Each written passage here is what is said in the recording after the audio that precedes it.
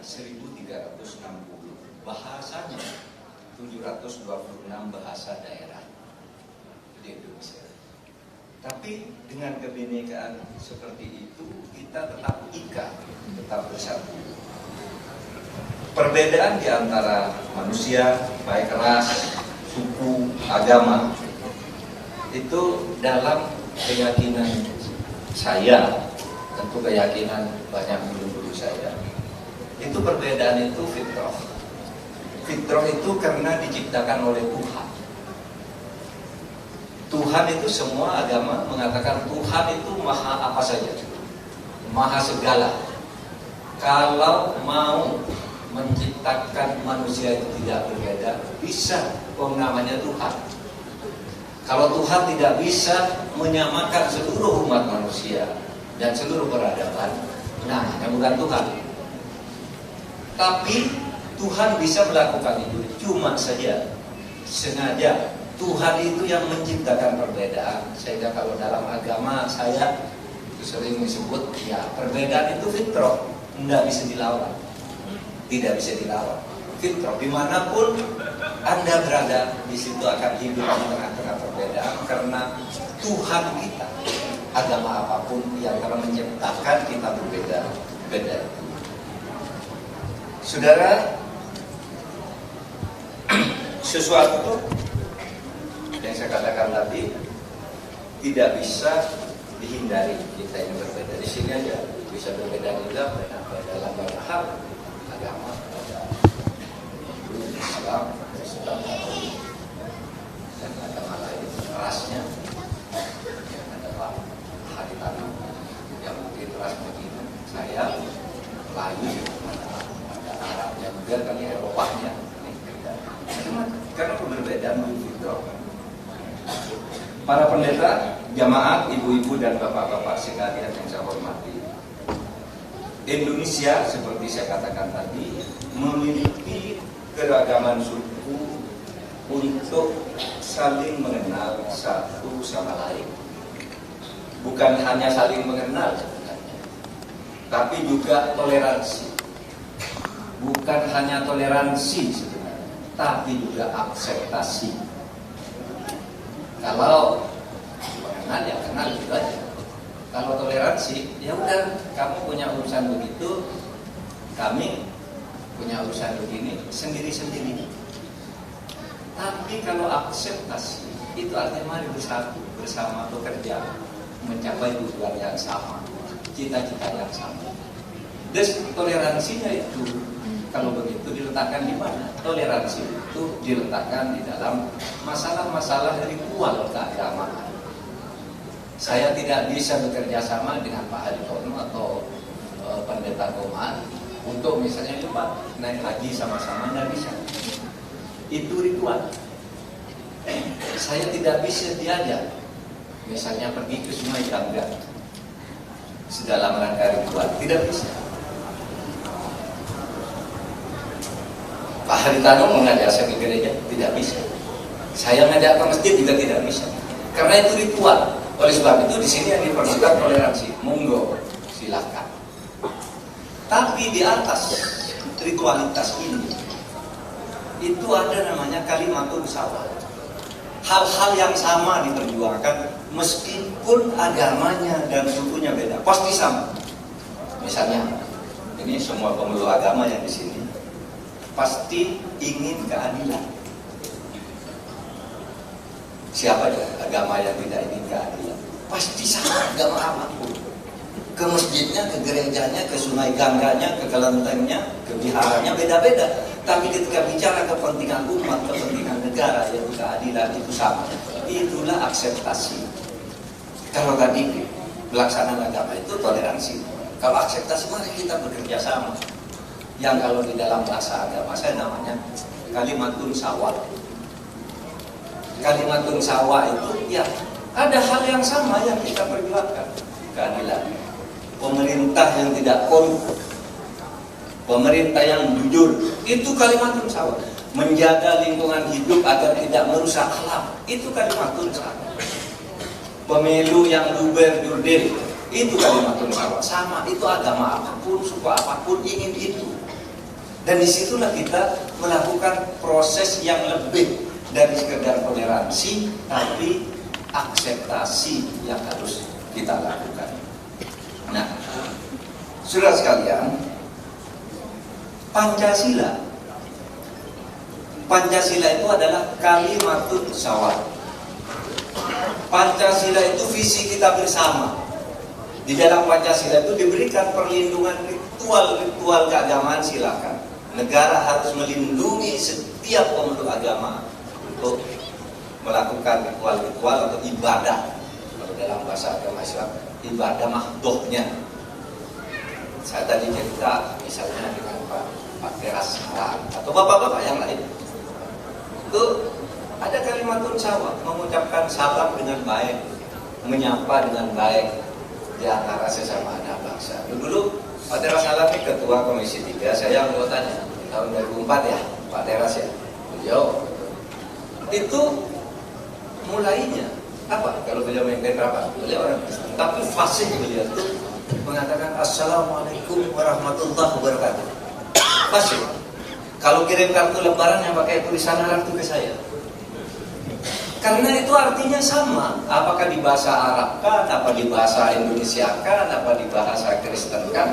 Itu sebenarnya mudah-mudahan kamu hidup dengan damai, selamat, sejahtera kan gitu. Sehingga kata Gus Dur dulu kan, kalau orang lain bilang Assalamualaikum, Gus Dur dulu bilang Assalamualaikum itu artinya selamat pagi, selamat sore, itu sama aja. Cuma itu di bahasa Arab kan dan dipuitiskan dalam bahasa agama. Tapi sama saja.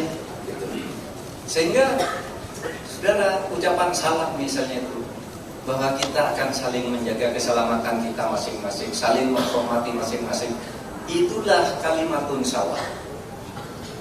Itulah kesamaan, titik temu kita. Kalimatun syawal itu titik temu di antara perbedaan kecil-kecil yang sifatnya ribuan, tapi yang besar.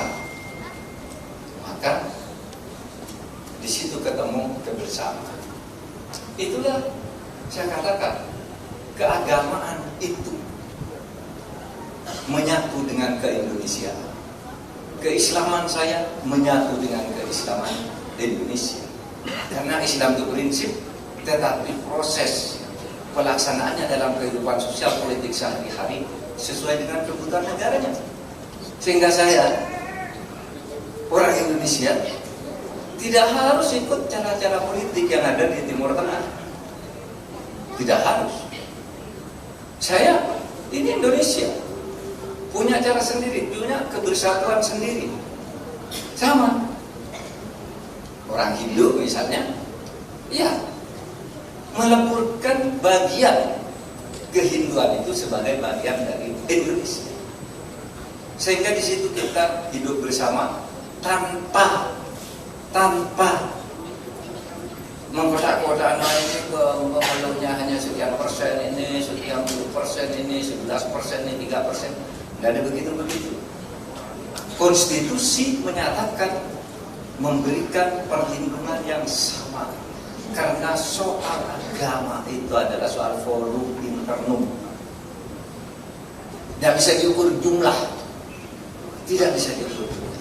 Nah disitulah perlunya kedamaian. Salam, shalom, swastiastu, abadi. Itu perlunya. Kita selalu menyapa dengan itu. Nah, hadirin sekalian, ketika dulu NKRI didirikan dan para pendiri bangsa berkumpul, tidak bisa dilupakan, dihapus dari catatan sejarah. Ada yang ingin mendirikan negara sekuler kebangsaan. Bukan meniadakan agama, cuma memisahkan antara agama dan negara. Agama tetap itu urusan masyarakat. Seperti Bung Karno, Bung Hatta, Yamin, Ramis. Tetapi juga ada yang ingin mendirikan negara Islam. Wahid Hasyim, Agus Salim, Kahar Zakir, Bagus Hadikusumo, dan lain-lain dengan masing-masing alasan. Masing-masing merasa ingin memperjuangkan idenya untuk membangun negara yang baik. Akhirnya dicapai kalimatun syawal. Kita bukan negara agama, bukan negara Islam, bukan negara Kristen, bukan juga negara sekuler yang tidak punya nilai-nilai bimbingan rohaniah dari keagamaan. Apa? Kalimatun sawahnya itu kita negara Pancasila. Itu yang kemudian kalau meminjam istilah dalam agama, itulah yang disebut methakon golito, kesepakatan dulu. Kalau dalam ilmu politik, misalnya ilmu golito itu namanya modus vivendi, kesepakatan luhur. Kalau istilah dulu tahun 45 di sidang-sidang PBKI, kesepakatan kompromi agar saling mendapat dan saling memberi. Nah itu, saudara sekalian, penetapan Pancasila sebagai dasar negara Indonesia dengan demikian merupakan kesepakatan suci atau modus vivendi. Penentuan itu sudah dilakukan melalui mekanisme perdebatan yang panjang dan bermutu tinggi. Saya membaca perdebatan ini sekurang-kurangnya yang saya baca yang tertulis, kalau yang lisan sebelumnya sudah muncul. Itu perdebatan dimulai tahun 1938. Ketika Bung Karno mengatakan besok kalau Indonesia merdeka kita harus tiru Turki, negara sekuler, ini urusan agama, lepaskan dari urusan negara. Tapi yang Islam seperti Pak Nasir, enggak, ini harus negara Islam. Kenapa? Kalau mau demokrasi yang banyak itu yang menentukan. Nggak bisa ini bukan soal banyak, sedikit, kata Bung Karno. Saya juga Islam, banyak, termasuk yang banyak, tapi saya tidak setuju konsep negara agama. Ketemu lagi yang sangat indah, yaitu negara Pancasila. Negara Pancasila yang disebut modus vivendi, produk kompromi di antara berbagai pendapat yang berbeda, ketemu itulah yang disebut konsepsi prismatik. Kalau dalam konsepnya Friedrichs itu prismatik, berbagai ide yang bertentangan, ketemu baik-baiknya di tengah memanjul ke atas. Itulah Pancasila. Saudara sekalian, saling menghargai dan saling menghormati di antara kita harus diperkuat secara terus-menerus. Rasa persatuan dan persaudaraan harus terus diperkokoh. Kebersamaan dalam kebinekaan harus diteguhkan. Dengan demikian kita akan terhindar dari rasa curiga, apalagi sampai membenci. Curiga saja tidak boleh, apalagi membenci. Saya sering katakan kepada teman-teman saya yang agak keraskan saya, kamu itu kenapa membenci pada orang lain yang berbeda? Kenapa? Itu yang kamu karena benci, kamu tidak bisa tidur saking kamu benci. Itu yang dibenci tidurnya enak. Malah kamu yang tidak apa-apa, malah kamu tidak bisa tidur karena kebencian di hati. Padahal orang yang dibenci tidak ada apa-apa, merasa tidurnya apa-apa enak. Oh ini kamu kok gelisah terus karena orang berbeda. Nah, gerakan yang gitu kan masih ada, tapi kecil banget. Di mana-mana gerakan yang begitu itu ada. Itu yang harus kita hadapi dan kita selesaikan. Saudara, dengan demikian kita tidak akan termakan oleh berita hoax dan hate speech yang semakin sering atau selalu muncul setiap menjelang pemilu. Saudara, pemilu hanya terjadi setiap 5 tahun. Tapi Indonesia ini diproyeksikan ada untuk selamanya. Pemilu 5 tahun sekali aja, membuat kesepakatan baru tentang teknis. 5 tahun ke depan kita mau apa sih? Siapa yang mimpin ini? Yaitu 5 tahun ke depan. Wakil kita siapa 5 tahun ke depan? Nanti 5 tahun perganti lagi. Tapi Indonesianya ini tetap. Persaudaraan kita pun dengan demikian, karena Indonesianya tetap dengan segala ideologinya.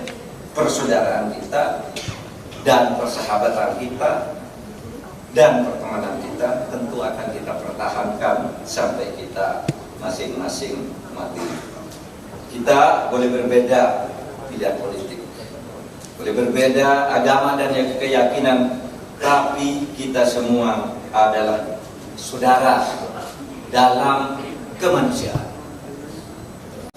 Kalau Anda tidak menerima karena perbedaan suku, terimalah bahwa kita saudara dalam kemanusiaan. Kalau Anda mungkin agak menolak karena kita berbeda agama, maka kita bersaudara karena kita sesama manusia, makhluk Tuhan yang terjadi hidup di sebuah geopolitik yang bernama Indonesia. Demikian yang saya sampaikan. Sekali lagi saya mengucapkan selamat Natal dan Tahun Baru. Mari kita jaga negara ini, NKRI ini dengan sebaik-baiknya. Shalom. Terima kasih. Assalamualaikum warahmatullahi wabarakatuh. Waalaikumsalam warahmatullahi wabarakatuh. Mari kita berikan aplaus sekali lagi.